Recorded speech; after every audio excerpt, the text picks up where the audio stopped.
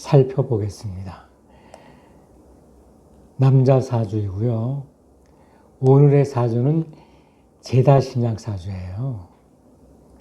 재성이 많기 때문에 그 원인으로 인해서 재가 많음으로 인해서 신약이 된 사주예요. 이럴 경우에는 비경 겁재가 용신이 됩니다. 근데 만약에 인수가 있다고 그러면 인수가 용신이 될 수도 있는데 이 사주는 인수가 없어요. 그러면 사주를 살펴볼게요. 6월입니다. 한가을철이잖아요. 이 6월에는 금 기운이 아주 강할 때입니다. 그런데 이 금 기운은 여기 일지에도 있고 또 시지에도 있고 세 개나 됩니다. 또 거기다가 토생금하고 기토가 또 미토가 토생금하고 도와줍니다. 그래서 이 재가 굉장히 강해졌어요. 이게 기신입니다.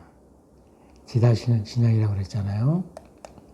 그러면 일주는 뭐냐 하면은 요거 화극금간이 하는 관계니까 요게 재성이에요. 신유가 재성이에요. 그리고 여기 기토, 미토는 상관이죠. 화생도 하니까. 그런데 그래서 이제 요 정화, 일주를 도와주는 정화로 용신을 정해요. 왜냐하면 인수가 없기 때문에. 인수는 여기서 목기운인데, 목기운이 이제 목생화해서 요 재성을 감당할 수 있게 되는데, 목이 없어요. 인수가 없어요. 그러니까 병화가 신약인데 어쩔 수 없이 여기 비경겁재로 용신을 정합니다. 같은 화예요. 병화일주의 성향을 한번 따져볼까요? 병화는 태양으로 비유를 하죠. 그렇기 때문에 맹렬하고 아주 밝아요. 그러다 보니까 열정이 있습니다. 적극적이죠. 근데 이제 운이 기울거나 그러면 그 기운이 싹 없어져요. 그래서 무모함을 드러내기도 하고 마무리가 부족해지는 그러한 약함을 보이기도 하죠. 여기 재성이 가을철에 제일 강하기 때문에 아주 강해요. 토생금도 하고 그래서 제다신약이 되었거든요. 근데 제다신약이 되면은 재성을 감당하기가 힘들어져요. 그래서 이제 일주가 강해질 적에 재성을 감당해질 적에 이게 성공할 수가 있어요. 그리고 재성이 왕해지면은 일주는 오히려 약해지겠죠, 반대로. 상대성이니까. 그럼 일주가 약해지면 재성을 감당할 수 없기 때문에 돈 오고 멀어지는 거예요. 그렇기 때문에 반드시 재성이 강한 사람은 사업을 하면 안 됩니다. 장사를 하면 안 됩니다. 반드시 직장생활을 해야 돼요. 그래야 운이 기울 운에서도 크게 피해를 입지 않고 그냥 지지부진하는 것으로 그냥 끝내버리거든요. 그런데 장사를 시작을 한다거나 사업을 시작을 하면 운이 좋을 적에는 반짝했다가 운이 나쁘면 쫄딱 망해요. 그게 특징이에요. 그래서 제다신약 사주가 되면 장사나 사업을 하면 안 됩니다. 장사는 작은 돈으로 하는 것이고 사업은 이제 크게 벌리는 일인데 그거 해서는 크게 힘들어지니까 아주 눈길을 주지 않는 게 좋습니다. 그러면 이제 운을 한번 따져볼까요? 이제 운을 따져보면 초년에 이제 무신으로 왔으니까 재를 감당할 수가 없잖아요. 그래서 이제 이걸 재성은 재물에도 해당이 되고 또 여자로도 해당이 되고 초로도 보고 또 아버지의 재산으로도 보고 금이 하나 더 늘었어요. 그러니까 어린 시절은 돈에 감당할 수 없을 정도가 되니까 아버지 재산이 많지 않다는 뜻이에요. 아버지가 보통 사람이라는 뜻이죠. 아버지의 재력이 약하다는 뜻이죠. 감당을 할 수 없으니까. 근데 이제 문제는 이제 그 시기가 되면 이제 이때부터 이제 여름으로 이렇게 접어들거든요. 그럼 화는 강해지겠죠.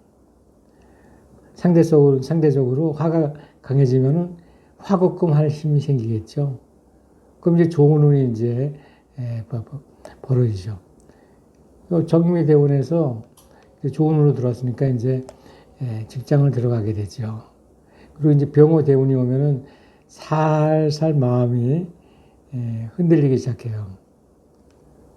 세상이 우습게 보이죠. 그래서 이때 장사를 하게 되는 겁니다.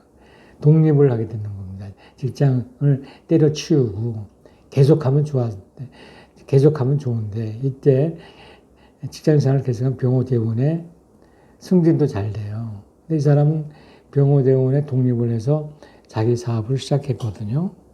그래가지고 사업이 번창해서 돈도 많이 벌었어요. 근데 이제 여기까지는 좋은데 37세 이후가 문제가 되거든요. 요것도 여름인데 문제가 있어요. 왜 을목은 괜찮아요? 목생하니까. 근데 사화가 이제 문제죠. 이제 사오미 중에서 이제 오화가 가장 강하고 사가 되면 이제 열기가 점점 식고 들어가거든요. 초여름이니까. 요거는 한여름이고. 그럼 4월이 되면은 사화가 딴 마음을 먹게 돼요. 사신합합니다. 그리고 자기 본분을 잃어버려요. 그러면 혜택을 못 받는 거예요. 그러면 딴 생각하게 되고 재성이 제 역할을 못하니까 이때부터 망조가 들기 시작한 거예요. 그래서 이때 을사대운 계민년에 대운이 들어가는 날에 해 세운에서 계민년을 맞았어요. 37살 때입니다. 계민년이 오니까 어떻게 했어요? 계수는 관이잖아요. 요거 음이고 이게 양이니까. 수국하는 거는 물론이고 여기 정화가 있으니까 정계충합니다. 직접적으로 부딪혀요. 요것도 음이고 요것도 음이니까. 여기 용신인데 용신이 그래서 깨져요. 그래서 이때 진짜 사업이 깨져가지고 부도가 났습니다. 설상가상으로 감옥까지 부도가 나면서 감옥까지 가게 됐죠. 이렇게 관제 구설이 이렇게 따르는 이렇게 운이 오거든요. 그럼 갑진운이 오면 어떻게 되세요? 진유합하자 하겠죠? 재성이 더 강해져요. 재성이 강해지면은 힘들어지죠. 그 다음에 목대운이 오거든요. 57세 이후로는. 그러면은 이거 인수하네요. 근데 사주에서 인수가 없어요.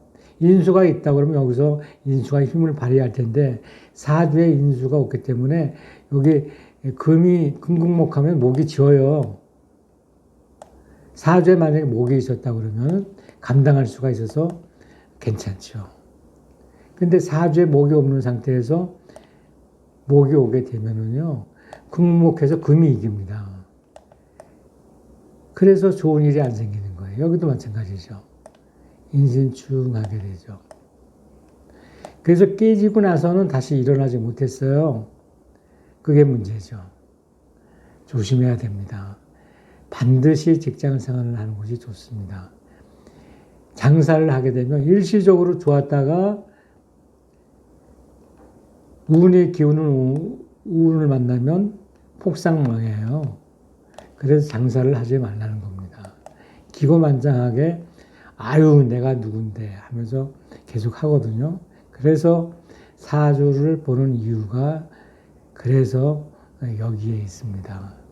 사주를 겸허히 받아들이고 말을 들었으면 여기서 직장생활을 여기서 하고서 사업 같은 거 생각하지 말았어야 됐는데 그만 욕심이 화를 불러온 결과로 이어지게 되었습니다.